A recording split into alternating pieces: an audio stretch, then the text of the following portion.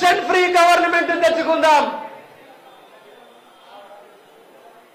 పెనుగంగా నది నీటిని ఈ జోగురామన్న ఆదిలాబాద్కు తెస్తా అన్నాడు.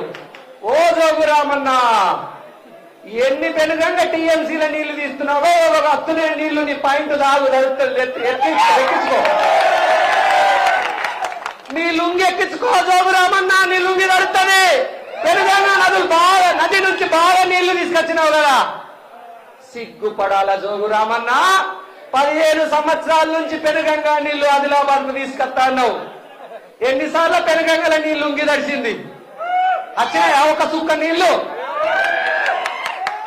నేను చెప్తున్నా, కాంగ్రెస్ పార్టీ ఆదిలాబాద్ గడ్డ మీద గెలిచిన వెంటనే పెనుగంగా జలాలతోని ఆదిలాబాద్ ప్రజల కాళ్ళు కడుగుదాం.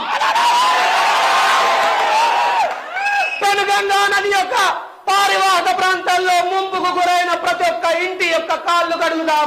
ఆదిలాబాద్ బిడ్డల కాళ్ళు కడుగుదాం.